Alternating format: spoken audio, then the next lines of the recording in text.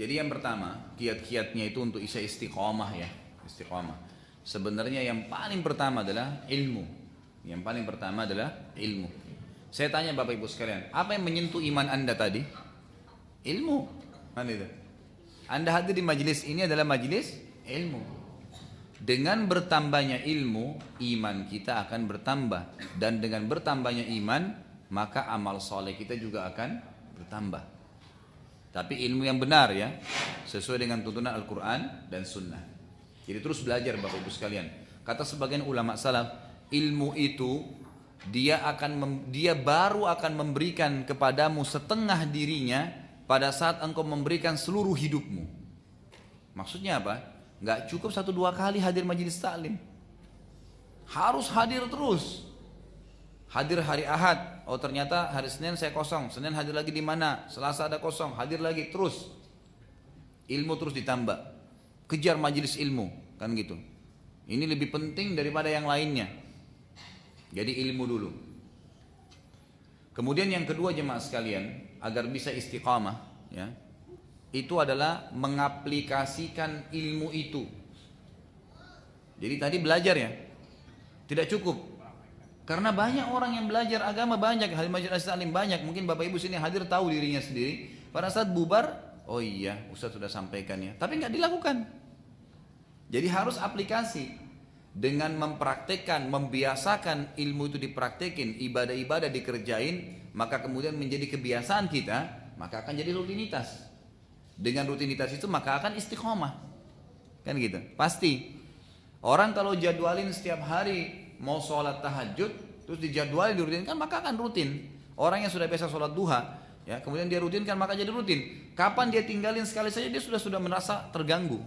Ya kan gitu. Saya yakin Bapak Ibu kalau yang sudah rutin kerjakan satu ibadah lalu Bapak Ibu sempat terbengkalai, maka kita merasa beban, gitu kan? Karena meninggalkan itu, karena sudah jadikan rutinitas. Jadi aplikasi ilmu itu, diaplikasikan ilmu tersebut, ya. Ini penting sekali. Kemudian Bapak Ibu sekalian, ilmu ini berhubungan juga masalah aplikasi ilmu. Ada kaidah yang pernah saya ajarin. Kalau Bapak Ibu ingin rajin ibadah atau Bapak Ibu ingin meninggalkan maksiat, bagaimana caranya? Tunggangi wahyu. Atau kita membahasakan dengan bahasa lain, cari tahu al-wa'ad wal-wa'id. Apa itu al-wa'ad? Al-wa'ad janji positif Allah di ibadah yang kita akan kerjakan. Al-wa'id adalah ancaman Allah di dosa yang sedang kita kerjakan. Jadi kalau bahasa ceramahnya itu, kalau al-wa'ad fadilah. Jadi kalau Bapak Ibu, Ustaz saya mau rajin sholat tahajud, gimana caranya? Gak usah bunyiin jam beker. Caranya sebelum tidur Bapak Ibu baca 5-6 hadis tentang sholat malam, insya Allah bangun tuh.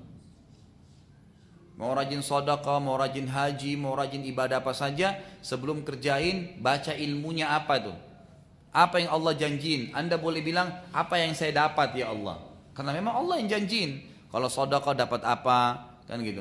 Kalau kita sholat dapat apa, kalau kita puasa dapat apa, selalu ada fadilahnya.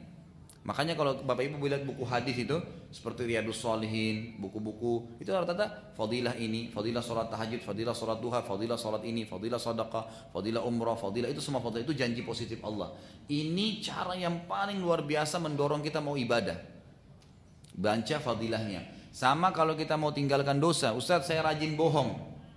Bukan cuma bohong ya, rajin. Saya rajin berzina, saya buat begini, gimana tinggalinnya? Baca al-wa'id, ancaman Allah di dosa yang sedang Anda lakukan. Kalau saya zina diapain sama Allah itu? Oh nanti di kuburan digini, nanti di akhirat diginiin. Kalau saya bohong diapain? Oh diminum timah panas, dipotong lidahnya di ini. Baca hadisnya, 5-6 hadis saja Anda akan berhenti. Kita pakai sendiri, tunggangi wahyu. Allah sudah turun wahyu sebagai petunjuk. Ini berhubungan dengan aplikasi ilmu tadi. Ini poin kedua. Poin yang ketiga jemaah sekalian, dan tentu berhubungan juga dengan ilmu ini. Selain majelis taklim, masih poin pertama, poin kedua ya. Jadi menambah ilmu, yang kedua aplikasi. Masih berhubungan dengan poin ini juga Bapak Ibu sekalian. Gunakan fasilitas-fasilitas ilmu juga ya.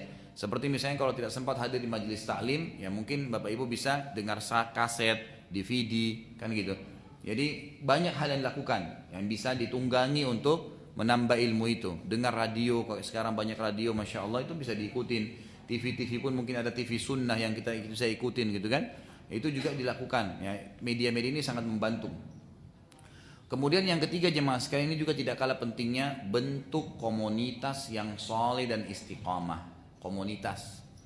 Teman-teman kita, sahabat itu memang orang yang suka dengan ibadah itu. Kalau kita berteman Bapak Ibu sekalian, kalau Bapak misalnya berteman dengan teman-temannya 5-6 orang, kalau azan langsung ke masjid, Anda akan terpengaruh untuk ke masjid. Kan gitu. Tapi kalau kita berteman dengan 5-6 orang yang tidak pernah ke masjid, akan mungkin tidak sholat, kita akan terpengaruh untuk itu.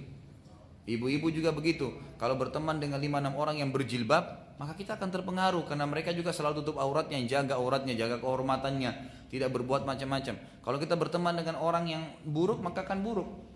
Saya pernah kasih contoh kalau Anda masih ingat, kita berteman misalnya dengan 10 orang perokok. Saya tidak merokok misalnya. Hari pertama, hari kedua akan terpengaruh.